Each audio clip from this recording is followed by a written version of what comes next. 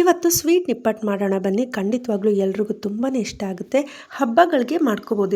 ಇದನ್ನ ತುಂಬಾ ದಿನ ಸ್ಟೋರ್ ಕೂಡ ಮಾಡಿ ಇಟ್ಕೋಬಹುದು. ಸ್ನಾಕ್ಸ್ ಆಗಿ ಯೂಸ್ ಮಾಡಬಹುದು.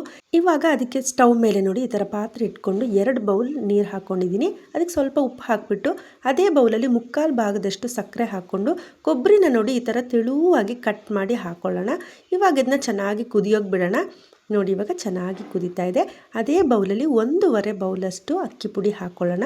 ಗಟ್ಟಿ ಇರಬೇಕು, ತೆಳುವಾಗಬಾರ್ದು ಇದು ಹಿಟ್ಟು, ಅದಕ್ಕೋಸ್ಕರ ನೋಡಿ ಇವಾಗ ಗಟ್ಟಿಯಾಗಿದೆ. ಒಂದು ಅಗ್ಳ ಪಾತ್ರೆಗೆ ಹಾಕೋತಾ ಇದ್ದೀನಿ.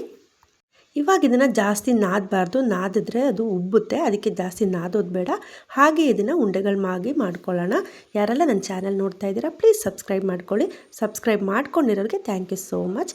ಇವಾಗ ನೋಡಿ ಇದನ್ನು ಈ ಥರ ರೊಟ್ಟಿ ಪ್ರೆಸ್ ಮಾಡ್ತೀವಲ್ಲ ಆ ಮಿಷನಲ್ಲಿ ಈ ಥರ ತೆಳುವಾಗಿ ಪ್ರೆಸ್ ಮಾಡಿಬಿಟ್ಟು ನೋಡಿ ಒಂದು ಪ್ಲೇಟ್ಗೆ ಎಣ್ಣೆ ಸವರ್ಕೊಂಡು ಈ ಥರ ರೆಡಿ ಮಾಡಿ ಇಟ್ಕೊಳ್ಳೋಣ.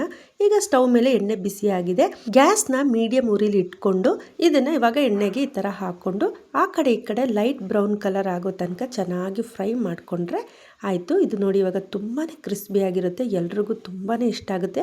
ನೀವು ಒಂದು ಸಲ ಮಾಡಿದ್ರೆ ಗ್ಯಾರಂಟಿ ಅವಾಗ ಮಾಡ್ಕೋತೀರಾ. ಎಲ್ಲರೂ ಮನೇಲಿ ಟ್ರೈ ಮಾಡಿ ಹೇಗೆ ಬಂತು ಅಂತ ಹೇಳಿ. Thank you.